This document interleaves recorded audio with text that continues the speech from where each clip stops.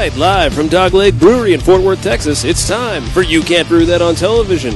Now, here are your hosts, Kyle Madagascar, Escape to Africa, and the Reverend Ryan Bono. Hello, Internet, and welcome to another exciting episode of You Can't Brew That on Television. We are your hosts. I am the Reverend Ryan Bono. And I am Kyle Madagascar, Escape to Africa, LaPointe. Quite a name for Mr. LaPointe this evening, and we are here with you, as we are every Monday, to help you bridge the gap between beer snob and frat boy. Kyle, what have we got on tap tonight? Well, it's funny you should mention that. We've got a picnic tap segment. I forgot about that. That was a really horrible. I'm really looking forward to what... that was really bad. I'm looking forward to what Richard has done with this. I'm truly sorry, America. He's probably tapped our potential. He probably has. Yeah, so we're really looking forward to seeing what Rich did with our very innocent video that we took. We've got trivia. Always trivia from the Half-Ass Sportscast. Probably going to be bad again. We've got a segment that is a mystery to me, so I'm sure I'm going to be the butt of some joke. We'll find out. Yep, definitely the butt of a joke. We're going to talk about the Blue Bonnet, which we can't not talk about coming up this weekend. Yeah, it is this weekend, so you guys will hear about it for the last time for a few months at least. Probably not the last time. Hopefully. I guess we'll have a recap next week. Yeah, that's a good point. And then we're going to talk a little bit about spring beers and kind of their origins and what kind of beers you're going to be expecting in your seasonal taps here over the next few months. We're going to drink the Rar Bucking-Bock, which is a spring seasonal beer. Fantastic one, too. It's a very good one. We really like what they've done over at Rar, and this in particular is one of our favorite brews that Rar does. Yeah, it's great. We have some questions from viewers which is going to spur a new segment. We've actually got two new segments to talk to you about tonight. Yeah, so we'll discuss that one too. That being said, we have a lot to get to, so let's go ahead and get started. Let's open some beers. Yeah, let's open some beers. We've got the Rar Bucking-Bock. We're going to pop some tops. Bono? Nope. Thank you, sir. You know, one thing that with the new labeling line they've got at Rar, fantastic. They do a good job. They can use a different style of label. They look really clean, really sharp, but they are hard to get off of there if you want to reuse these bottles for home brewing. So that is very true. You know, I mean, you can do it, but they leave a sticky residue, and I'm sure if we do some research and ask some questions, which, you know, now that I've said this, I probably will, we need to figure out what's a good solution to get the little gluey, rubbery, nasty that's left on there. Let's definitely look into that for future. If anybody knows that, if anybody's a solvent expert, then please tell us. I would be inclined to you have to use their bottles too. You use their kegs, you use their adjuncts, you pretty much take everything from good old Rar. We do. Leave the bottles. We use their malt. You know, we drink their beer. We're thieves. We usually pay for it. Yeah. Not always. You never know, though. All right, so let's talk a little bit about this beer that we're drinking tonight. What style is it? Because there's a lot of different bocks out there.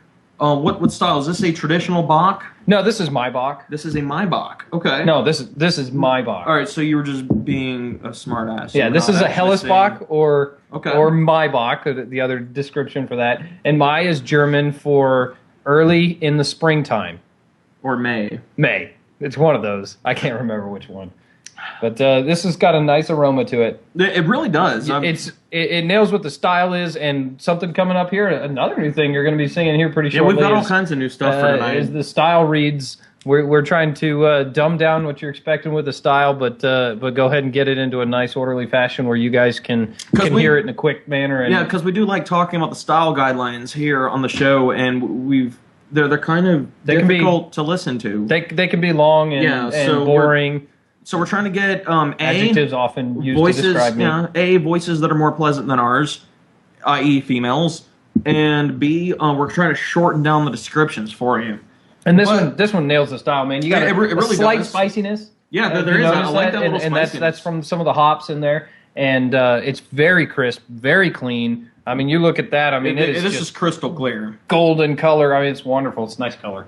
Nice color. Very nice color. So, anybody out there in the realm of being able to pick up Rar Brewery beer, get the Bucking-Bock. Absolutely. It's our favorite. This is a must. Iron Thistle I really like. The Stormcloud I really like. There are very few beers that I'm going to go out there and call a must, and this is one of them. This is a must. This really is. Like the Coupe F5, another one. Yeah, Coupe F5. That's a good. So let's go ahead and quit gushing about this beer for Okay. a minute, and let's find out what our friends over at the Half-Ass Sportscast have for us. Wednesday nights at 7. Wednesday nights at 7. You can tune into Wednesday the nights at Half-Ass 8 now. Sportscast.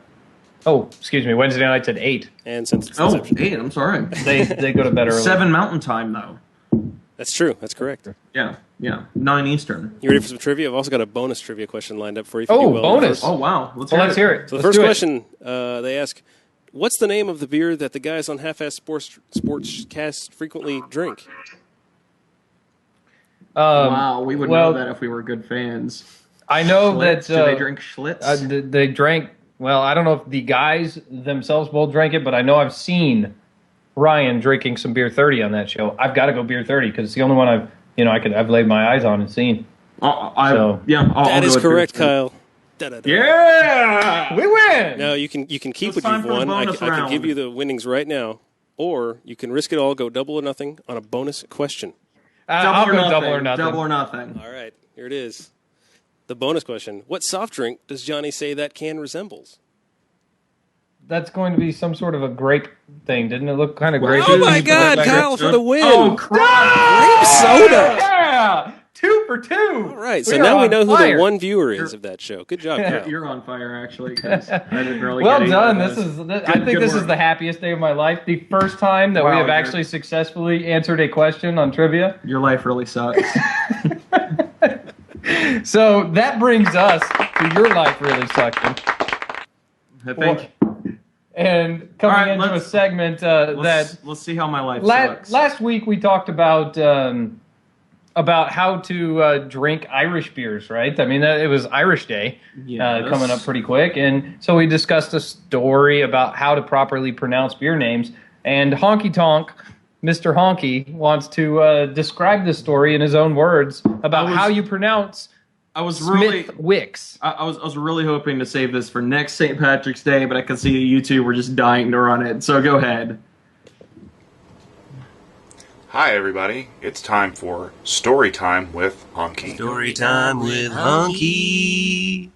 If you're a regular viewer of You Can't Brew That on Television, you probably saw on the St. Patrick's Day episode that Bono and Kyle consumed a beer. And there was some question about the pronunciation of this beer. Wait, how do you pronounce it? I do want to share with everyone the proper way to pronounce the name of this beer. Kyle seemed to think that it was pronounced. Smith Wicks. Bono giggled and said, "No, there's a story behind this." We're going to have to all ignore the honky for this in case he chimes in. So I figured I'd tell this story for all of you viewers out there. Bono and I were consuming beers one night at the Flying Saucer in Addison in honor of his 200th beer. And during the party, the fire sale beer was Smithwick's. So I asked Bono if this Smithwick's was any good. Bono immediately proceeded to tell me, No, you must use the Gaelic pronunciation for this beer. it's pronounced Schmiddix. Schmiddix. Schmiddix. Schmiddix. Schmiddix. Schmiddix. Now, I'm not Gaelic. I don't plan on being Gaelic. But I decided I was going to take a crack at this beer and pronouncing it with its proper Gaelic pronunciation. So after I cleared my throat several times and took whatever is in that spritzer bottle that the opera singers used, I gave it my best shot. Bono's a dick. No, that didn't quite sound right. Let's try this one again. Bono's a dick. After the fourth or fifth time of me trying to pronounce it with the full Gaelic vowel sounds, Bono finally got it. And so everyone who came in that night and asked about the beer that looked suspiciously like Smithwick's but was pronounced Bono's a dick, I had to inform them of the correct pronunciation. So the next time that you find yourself drinking with Bono or Kyle and Schmiddix. is on sale, be sure to tell the waitress that you want a Bono's a dick. And if we can get this going, who knows, maybe we can get Bono's a dick as a popular beer on Untapped. Thanks for checking out Storytime with Honky, and happy drinking, folks. We ran him Bono off. is peeing himself off camera right now. So if you guys would give him a second to compose himself, then maybe... Oh, there he is. He's red. Funny color for an Irish guy. As a true professional, I can compose myself quite quickly. That was wonderful. Thank you very much, Honky. I've heard the Honky tell that story probably a dozen times in my life, but I think this was the best it's ever Narrated ever been through the production value that Richard can bring to a show. Rich and the Honky are quite the dynamic duo. Yeah, they really team up well. So we should do this on the internet for people. Yeah, there you go. Right. Well, we want to go ahead and bring up spring beer. Yeah, let's talk a little bit about spring beer. And since Bono did a little research today, I'm going to let him lead off on this. I did do a little bit of research. Before we get into the research, let's first just throw out the beers you think of when you think of spring. What do you guys think of when you think of spring beers? I think of, Maibach is one of them. Maibach is definitely one of them.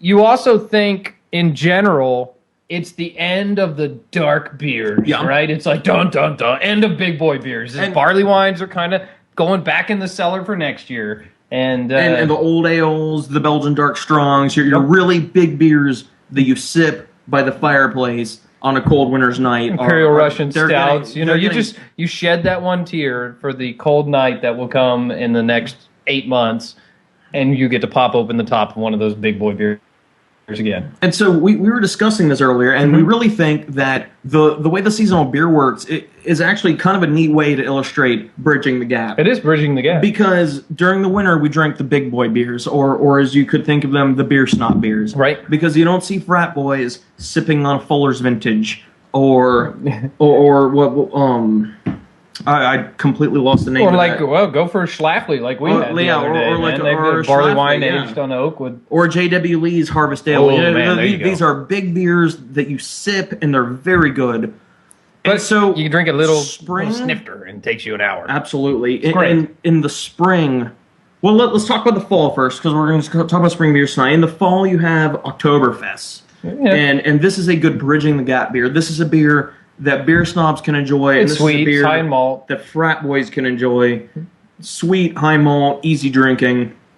Summer, I want to say, are mostly frat boy beers. Blondes, wheats, wits, things of this nature. And spring is also a time for bridging the gap. And that's where we come to tonight. So what's the first beer you think of when you think of spring? Maibach, absolutely. And Maibach, Hellesbach, man. Maibach is actually derived from May. M-A-I is German for May, Bach. And we'll get into Bachs here in a little while. Is that not I right? have no idea. Oh, okay. I don't actually. That's what my research. That's what my research turned up. So it could be wrong though. Let's talk about some other spring seasonals before we dive into the Bachs and talk about, because Bach really is Bigfoot, by the way, the biggest beer that's associated with spring. One of the Christmas beers. Bigfoot is a really. And I've nice. actually got some of those aging from the 010s. I'm gonna. Okay, good. I love saying 010. I just can't stop it. I do too. People get mad at me. Great. You go 09, you've got to follow it up with 010. Well, because it's 010. At what point do you stop? At what point is it like when somebody 99? Yeah. Well, I'm just saying, at what point is it when somebody's like, oh, how old is your kid? Oh, they're 96 months. I mean, at what point is it just obnoxious? I don't know. We'll find that. We'll find that. We'll get there, and we'll definitely go like 2 or 3 years past that. You guys will find out in about 97 months. So let's talk about some other spring seasonals. Okay. Dogfish Head has a really, really neat spring seasonal called April Hop. Okay. And that's one we're going to try on the show here in the next few weeks. So I don't want to get. I'm imagining that uses a fruit like hop. A hop. Hop is a fruit, right? And it uses apricot. Apricot. And I knew it was something close and it is to that. the only commercial beer I've had using apricot that I've thoroughly enjoyed. There are some okay ones out there. There are some okay ones out there. But I tell you, the best apricot-infused beer I've ever had? Let's hear it. Cantillon. They've got golly, if I can even remember the name of that one right now, but they have a goose that's mixed with apricot, and it's just the sourest thing you've ever had in your entire life. That sounds very sour. It's almost it's incredible, but you can't get it here, so suck it. Well, that is really lame, actually, then you brought that up. But I have another really neat beer that comes out this time of year, and is actually somewhat controversial, is the Sam Adams Noble Pils. And this has been like a weird beer, a conundrum in the beer snob world, right? I mean, like, people are like, oh, this is awful, I hate this beer. And I tend to be on a different side of that fence. I really like the beer. I think it's a good beer. I think it's a good. Good. I think it is good. And so I look at that beer in a different light than some people do, because some people look at it as, okay, they're calling it a Pils. And when somebody calls it a Pils instead of a Pilsner... You expect it to take like a... Well, yeah, I guess you do expect a Pilsner, though. You expect like a Czechoslovakian, Pilsner beer. And you get certain qualities in that beer. They do a decoction mash. They get these different kind of qualities in that beer. And so maybe that's what you're expecting, and you get just this big, booming hop aroma, big hop taste right off the bat in that beer. So, I imagine if that's what you're expecting, if you're trying to be a truist, then, yeah, it's not a Pils, but it's really good. Yeah, it's a very good beer. So, let's move on from that. I have a feeling we're going to taste both of those beers in the next few weeks. Okay. So, let's go ahead and lay off on those, and let's talk a little bit about the history of Bock. Okay. Well, I guess not so much the history of Bock itself as how Bock became to be so heavily associated with spring. Tell me about Lent. Let's talk about Lent for a minute. Well, Lent, you give things up, right? You give things up. That's the big thing. The purpose, this is a Catholic tradition, and the purpose of this tradition is to deny yourself. And the monks, which were historically, they pretty much brought about brewing and made the... They certainly did. They made all the innovations. They did all the things that brought brewing to where it is today. They turned it from just like cooking into a science. Mm-hmm. And so, yeah, these guys, they gave up food. So during this period of time where they can't eat, and you can survive so long without eating, they would drink beers that had so much vitamin quality and so much extra malt character to them that they were getting their vitamins. They were able to survive and survive healthily instead of just surviving in general. And so the beer of choice for monks during this time of the year became Bock. And the reason for this is because Bock has such a good malt character.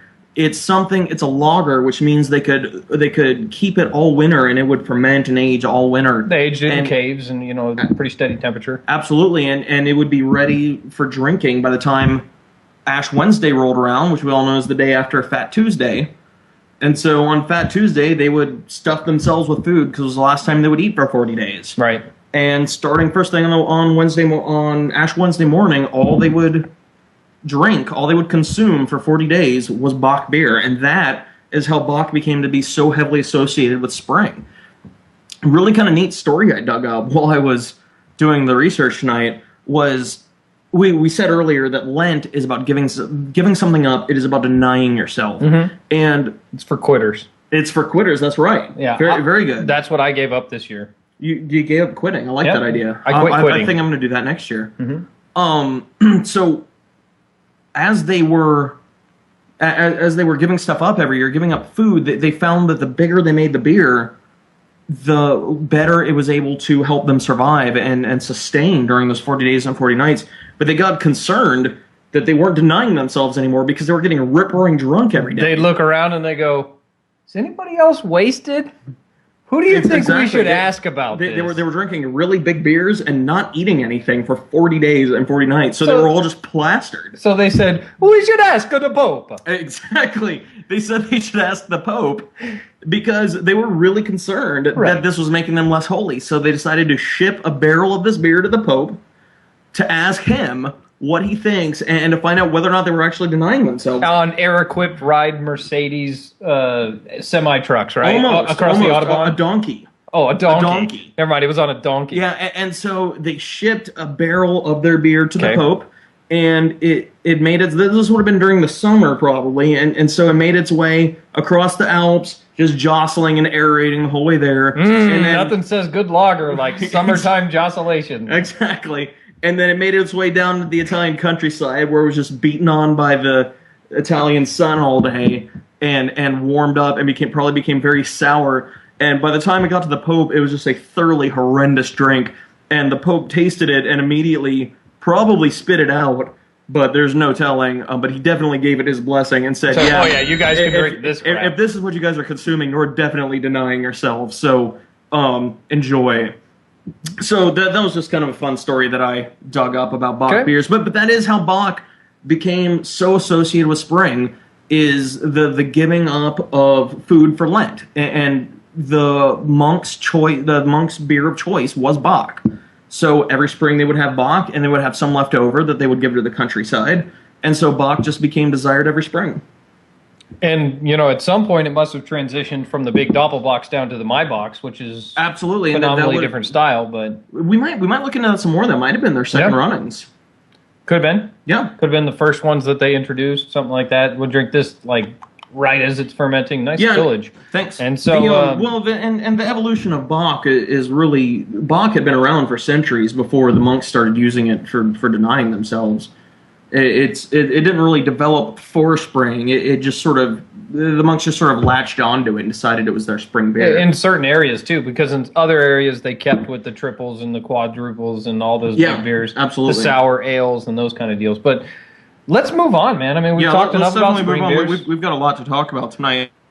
We're sort of falling behind. Yeah, we're all right. Let's talk a little bit about the Blue Bonnet. Blue Bonnet's coming up, man. It's this Friday and this Saturday. The Blue and then Bonnet? the Worst Banquet is Sunday, right? No, Ward Banquet is Saturday. Oh, really? Yeah. Oh. So what happens on this event is Friday night. I'm sorry, Rich, did you need to say something there? That was the Blue Bono you're talking about? Yes, the Blue Bono. The Blue Bono. Yes, yeah, be careful of Blue Bonos. And Or Smurfs. It costs $80 to see the Blue Bonos in Vegas for their show. Wow. The Blue Bonos group? Yeah. Is that the one? Yeah, that's We get where I'm going? I went with that because it's like blue and they're bald. That's but why that's you funny. actually you have facial hair, I do. which is For the time different, being. right? And don't ever let him shave his facial hair because he just looks like I do look really. he looks like somebody you without can't facial hair. leave around your children, right? I mean, he's I was just thinking about awful. going with Kyle. the molester goatee, like just the chin. I'm going. I'm yeah, sorry. yeah, okay, So producer, Blue thank Bonnet you. is coming up. This Friday is the fun event, right? This Friday is when everybody shows up in town. People come from all over. This is the biggest single-site homebrew competition in the world. So you talk about a lot of people coming in. And what do they bring with them? They bring beer. They bring beer. They bring beer. They bring You know who lots else brings beer? and lots of beer. Who else brings beer? Craft breweries Kratz, right? and larger than craft breweries. Lots of people come up there for the professional brewery. Basically, you've got what they call the craft brewery event, and they release all these beers in this room of people that just swarm in and try to take the best of the best, right? You hit the barley wines first, and you're going for all these big beers.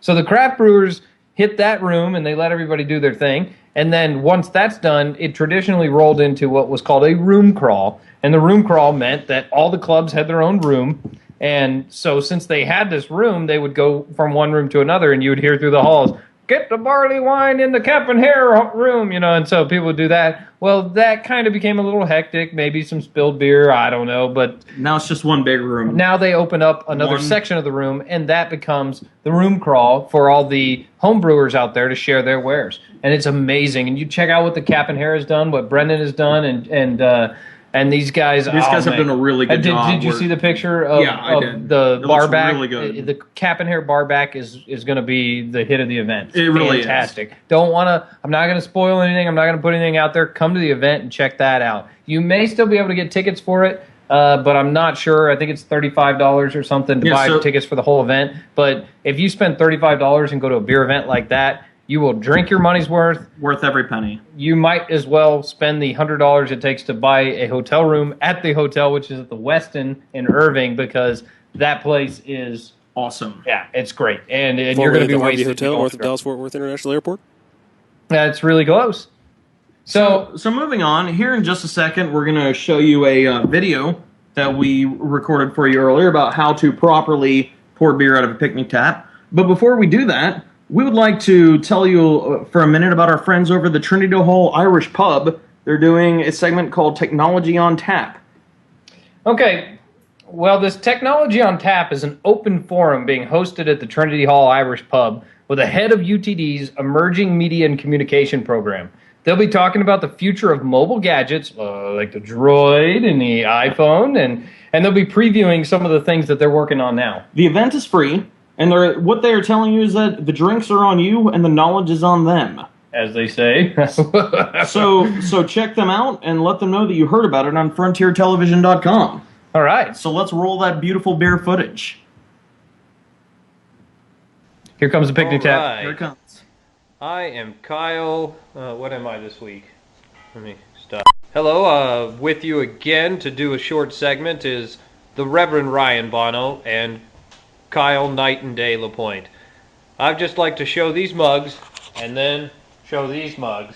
All right, we've got today 2 different mugs, the John McCain glass to represent the wrong way of pouring beer, and the Rar & Sons to represent the right way. Kyle, why don't you tell us what we're going to do? We're going to talk about bridging the gap between frat boy and beer snob. Both of us, frat boy and beer snob alike, when I say both of us, well, I mean, we're kind of in the middle here. We've done both. You've seen these, picnic taps. Picnic taps are used for both Senki kegs, and they're used for these small Cornelius kegs, the 5 gallons that we've got here. But there is a right way and wrong way to pour out of these. As most people know, when you're pouring out of one at a keg at a party, usually the beer is not quite cold enough. It'll have a lot of foam on it.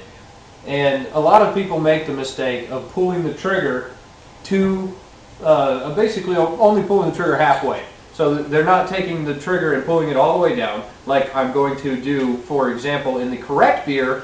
I'm going to pour this all the way down. So what you've got is a beer pouring out. That is the right amount of foam coming out for this beer in particular. You can notice it's an overcarbonated beer. So that's how we tend to do our beers around here. We overcarbonate them so they can set without pressure lines connected to them all the time. And then we'll be able to drink them anytime. We just have to let the foam settle. So, for our next drink, we'll grab the John McCain glass. And you can see in this glass right here, a beer that's only been setting for about 2 or 3 minutes. The foam's already settled down. And it's fantastic, Scottish 80. Now, John McCain, show them what happens when we pour this and when we do the half-ass approach, as John McCain calls it.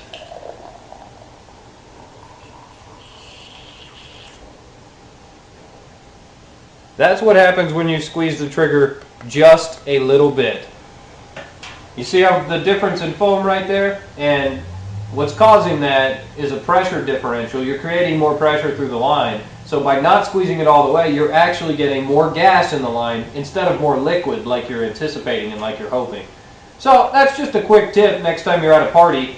Don't let the guy go, here, let me pour just a little beer. Just take the trigger from his hands and say, this is how you pour a beer. Because Reverend Ryan Bono and Kyle Night and Day LaPointe said so. Good segment, buddy. Cheers. Excellent work. Thank you very much, Rich, for editing that.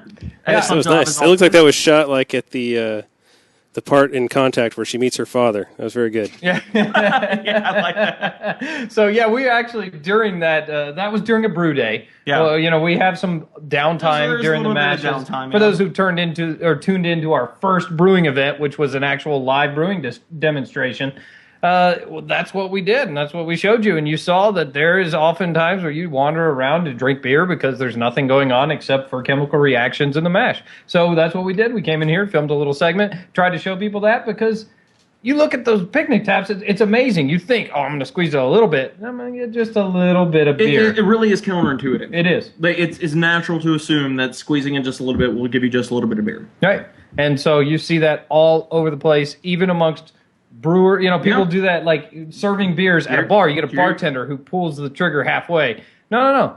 When you've got an overcarbonated line, something's wrong with the line. It's usually a dirty line, which is a bad thing in general. So, topic for a different show. Mm-hmm. Oh, God, that is awful. Yeah, thank you. What you want them to do is pull that trigger all the way, let the beer come out, and then just scrape the foam off the top, let it settle, maybe pour out whatever foam you can, fill it again.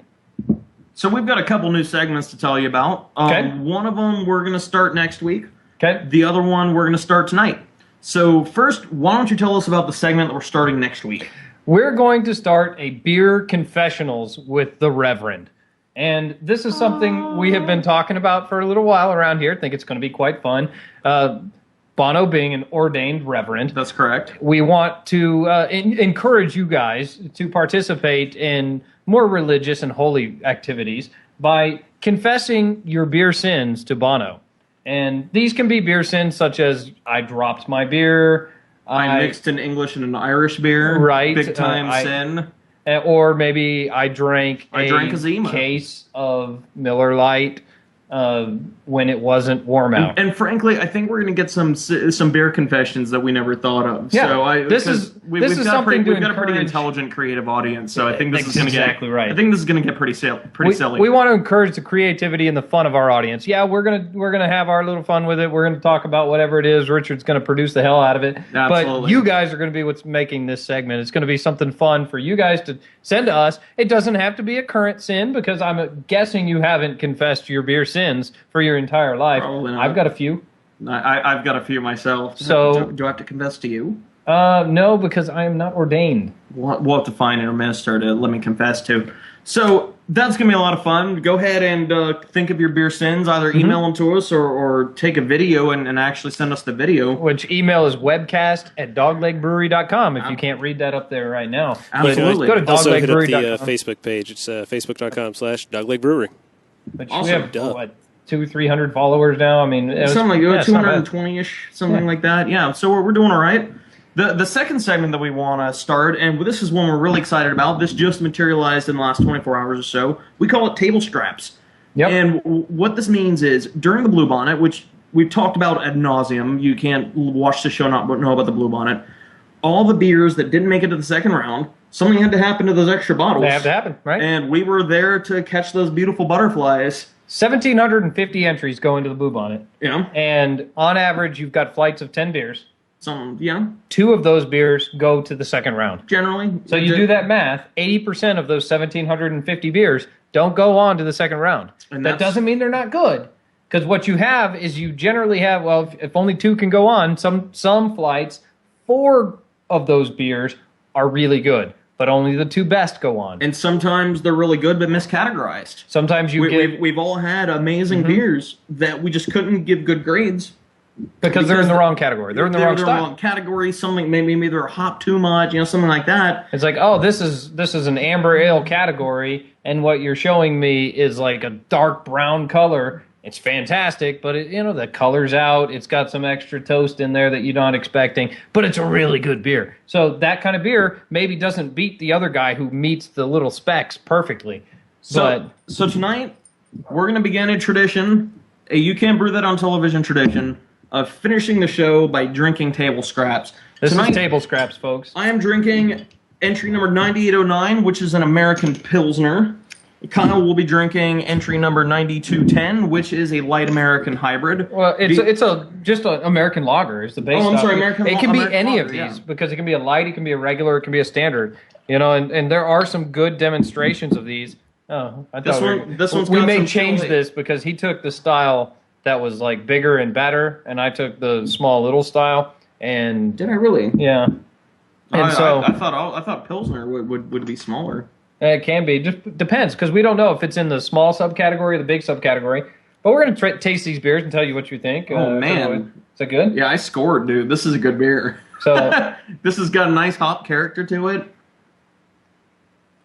So I'm smelling some stuff in this one, maybe a little bit of phenolics in there, and I'm probably going to taste a hell of a lot of them in the flavor. Tell your beer. And I'll this is take too one. hoppy for Pilsner, I think, which is probably why I didn't get pushed.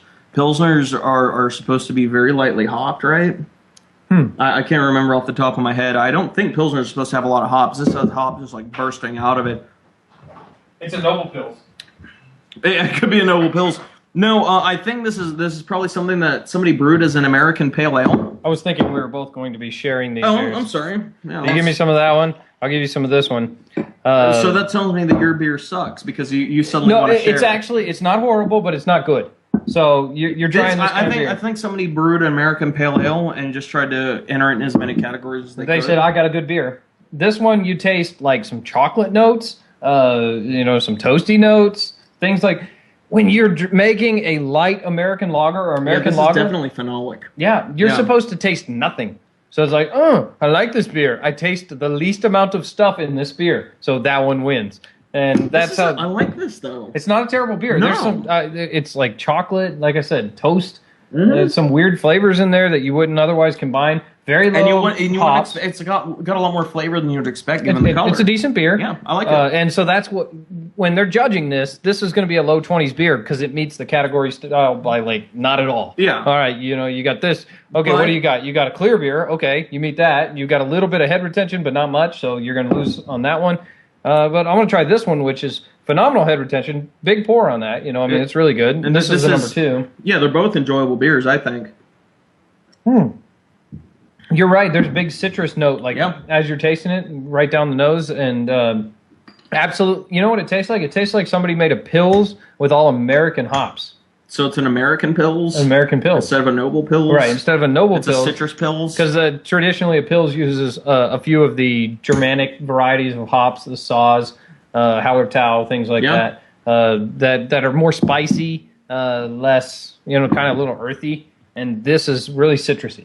Your peasant Pils. Mm-hmm. Yeah. So what did we learn tonight? Well, we learned that we can answer trivia. Yeah, it's about time. We're winners. We learned that Bono's a dick. Bono's a dick. Yeah. And that's actually a pretty good Irish beer. And we learned about spring beers from some... we learned that the Pope does not like sour beer. No, he does not. Or oxygenated beer. At least not during that time period. Learned about the Blue Bonnet. Coming up Saturday night, we should know whether our meager entries did any good. Fingers crossed. We're proud of what we made, so that's what matters. And we learned how to properly pour beer out of picnic tap. Yep. So that's it. Until next week, go ahead and start thinking about your beer confessions. And while you're doing that, please keep in mind that we are not professionals. So please try this at home.